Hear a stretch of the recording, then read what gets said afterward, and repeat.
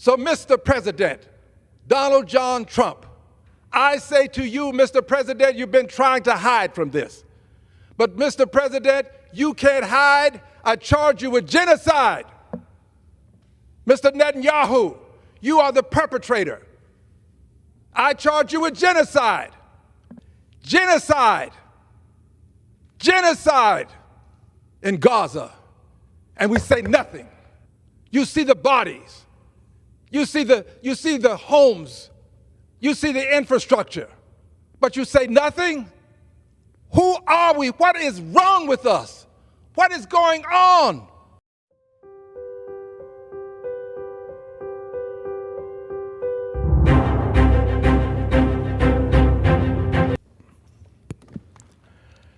And still I rise, Mr. Speaker. And I rise today, Mr. Speaker, to speak truth to power, as well as speak truth about power.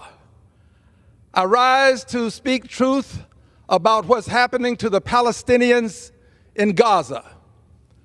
I rise to ask, what do you call it when you have a group of people who are being denied food, denied the very essence and necessities of life, when you're destroying their homes, when you're destroying their schools, when you're destroying their churches, their infrastructure? What do you call it when you do this to them as a group? Collective punishment. It is called collective punishment, Mr. Speaker. And what do you call it when you have a group of people who are being pushed around, pushed from one end of Gaza to the other, when they are literally being slaughtered as they are seeking food? What do you call it when people say that they ought to be removed from their land? You call it ethnic cleansing, Mr. Speaker. And what do you call it when it appears to me that there is a deliberate, systemic effort to destroy in whole or in part the Palestinian people, to destroy them in whole or in part?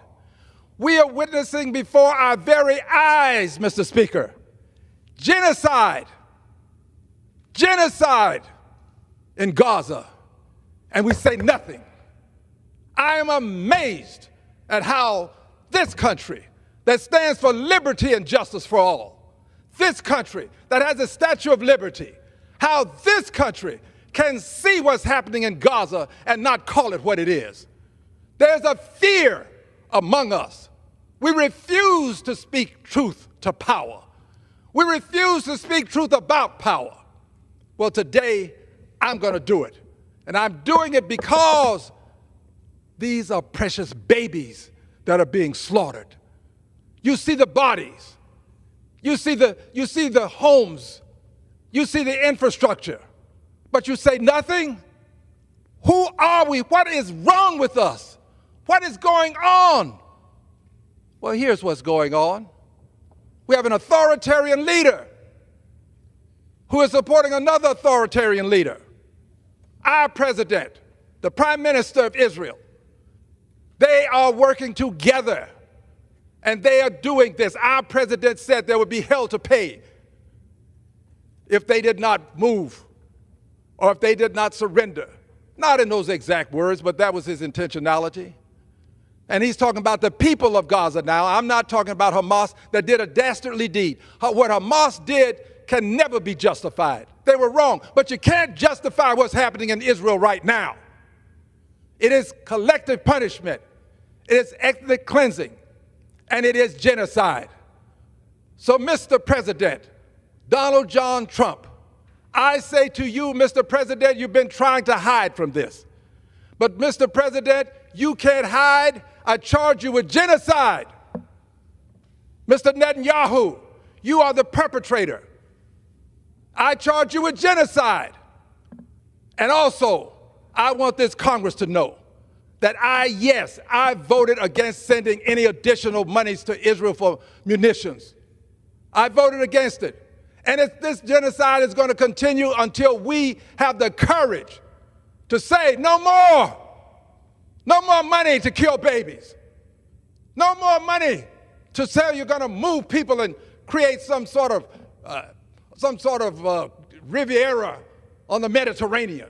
No more. I will not vote for any more money.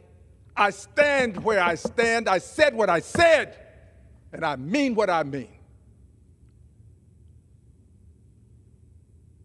We cannot, as a great nation, continue to stand silent as we see collective punishment, ethnic cleansing, and genocide in Gaza committed against people and children. We can't stand silent. History will not be kind to us.